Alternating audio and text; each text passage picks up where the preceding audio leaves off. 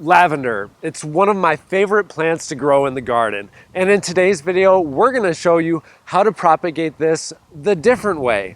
In a past video, I showed you how to propagate lavender using a stem cutting. Now this is a very easy process. I really recommend it if you want to multiply your lavender at home. But in today's video, I'm gonna be showing you how to divide your lavender. And the reason why I'm doing this is because I found a lot of conflicting information on whether or not this could be done online. Some articles said simply it is not going to work because you're going to kill your lavender. And other articles said you could do it with no problem whatsoever.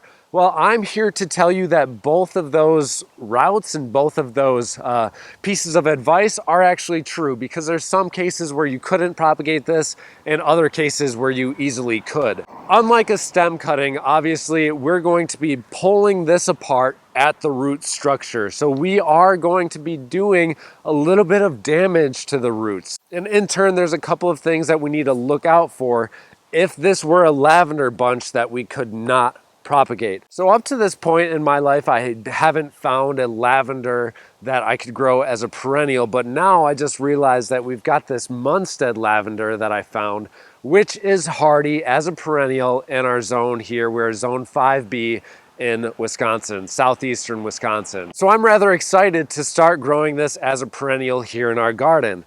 And I figured I would start out by giving you all a great explanation of how to divide this so you can create more plants out of a single one and save you all some money, as well as creating a more beautiful landscape in your own gardens at home.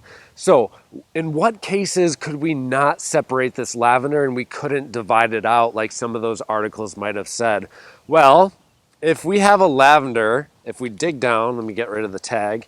If we go down to the soil and find that it is completely like just one stem down at the bottom of this, then we couldn't propagate this out this way. We couldn't divide it. We would have to take stem cuttings at that point. So just looking up close in this thing, it kind of looks like it's just one up until we do this. So if I pull that apart right here, there is actually two little bunches.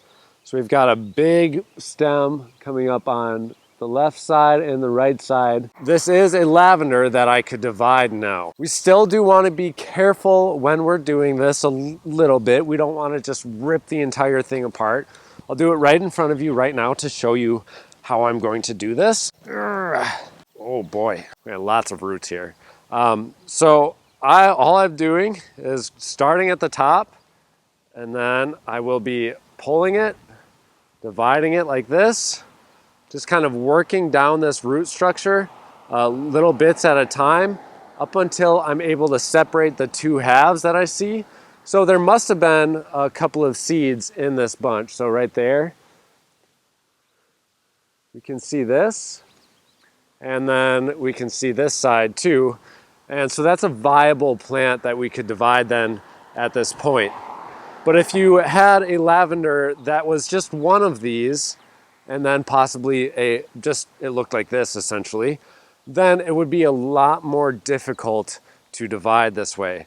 Now again, we do want to just be careful, slowly pulling apart like this, working those roots out of the soil, and just like that, bada bing, bada boom, we have our lavender. We want to get these in soil right away though. I don't want these roots to dry out whatsoever. So let me go do that really quick. This plant right here, this not so good looking plant, was supposed to be a hardy rosemary.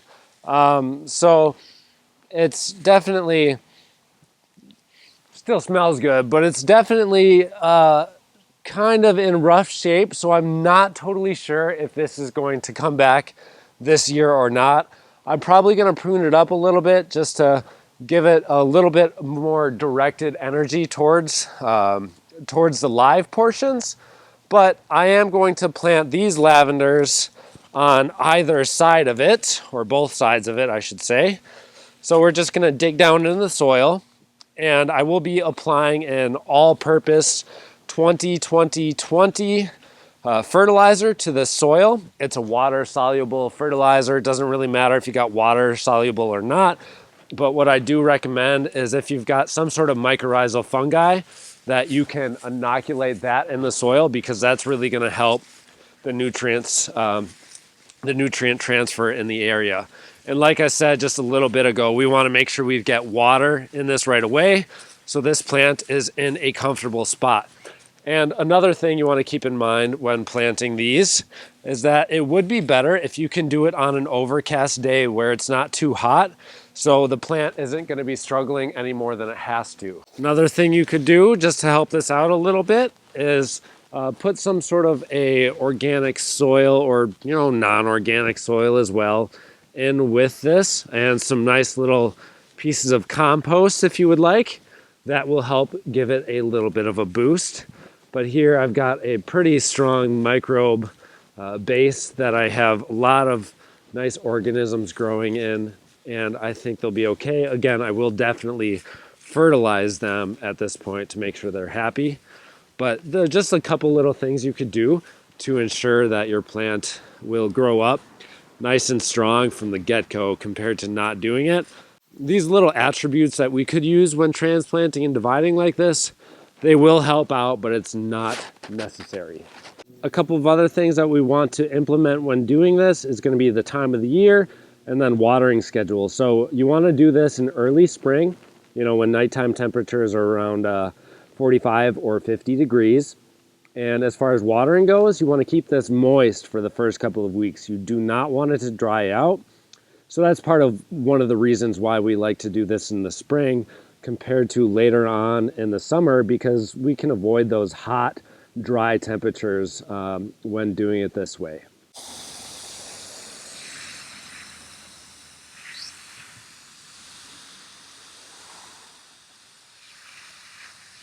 You might have noticed our lungwort growing right next to this. It looks like it's coming back in great shape.